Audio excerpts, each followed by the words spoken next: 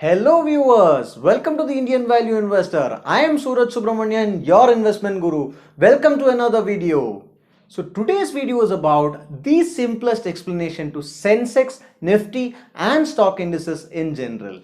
We all have heard of Sensex and Nifty for a very long time. What are they? What's Sensex and what's Nifty? If you don't have an answer for these questions, today's video is for you. Traders in the stock market are very much interested in knowing the price fluctuations of their shares. So what is the easiest method to know whether their shares have gone up or down? It is to put a bunch of shares into one bucket like Nifty or Sensex and see the price as a whole for the bucket has gone up or down. Sensex stands for sensitive index. Likewise, Nifty stands for National Index 50. Let's say Sensex and Nifty are indices, plural of the word index. Now, what is an index? Index is an indicator of something. Let's say it's an indicator of increase or decrease in price. Okay, so Sensex and Nifty are indices. Yes, they are. So what do? They indicate the direction of price fluctuation of shares.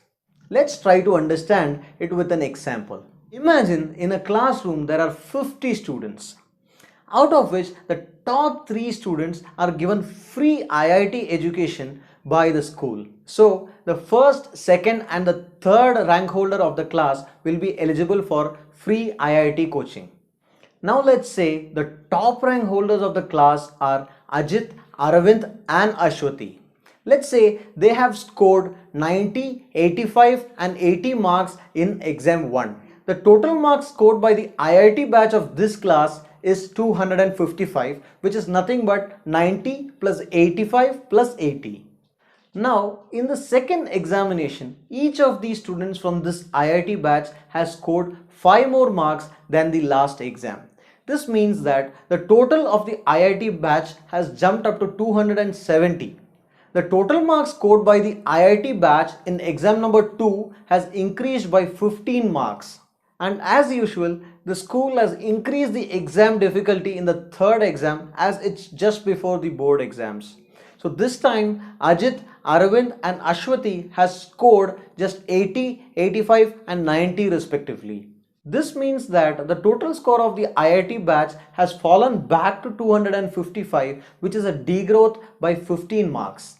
Now let's rephrase this example so that we'll be able to relate it to the stock market and understand Sensex and Nifty. Now the classroom in this example is nothing but our Bombay Stock Exchange. In this classroom called Bombay Stock Exchange, instead of 50 students, there are 5,000 students. These students are our listed companies. And in this new classroom, instead of the top 3, the top 30 students are picked for the IIT batch. So the top 30 companies listed in the Bombay Stock Exchange is picked for the IIT batch, which is nothing but our Sensex. Simply put, Sensex is nothing but the batch of 30 largest companies that are listed in the Bombay Stock Exchange. Now let's assume that there are 2 companies, ABC Limited and XYZ Limited, that are listed in the Bombay Stock Exchange. Let's assume that both these companies are having 100 free float shares in the market. ABC's shares are priced at 200 per share and XYZ company's shares are priced at 100 per share. So the total free float valuation of company ABC becomes 100 multiplied by 200, which is 20,000, and the total free float valuation of company XYZ becomes 10,000, which is nothing but 100 outstanding shares multiplied by 100 rupees. Likewise, all the companies that are listed in the Bombay Stock Exchange are ranked as per their total free float valuation, and the top 30 is chosen for the IIT batch. This IIT batch is our Sensex. Now, the value of Sensex is the total value of all these 30 companies put together. Just for the purpose of understanding, let's say the total valuation of these 30 companies is 100 crore rupees. This means that the total value of Sensex is 100 crores. But wait, we never see such a huge number against Sensex or Nifty. The Sensex was only somewhere around 35,000 points the last time I saw it. Why is that? This is because the base year for Sensex is chosen as 1978-1979. At that time, the total valuation of all the top 30 companies in the Bombay Stock Exchange put together was only somewhere around 2500 crores. So, this 2500 crores is assumed to be 100 basis points for Sensex.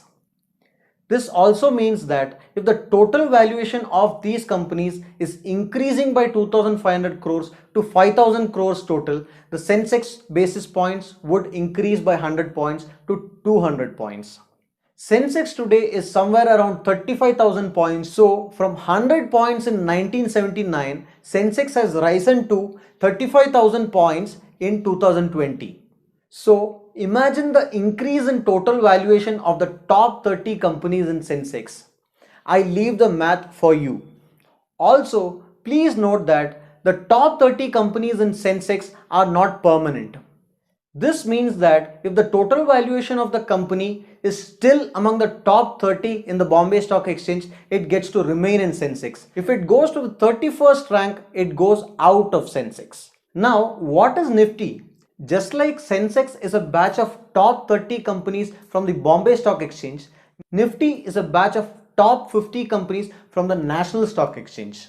With this, I am summing up today's video. I sincerely hope that you have understood what is Sensex, what is Nifty, and what are stock indices in general.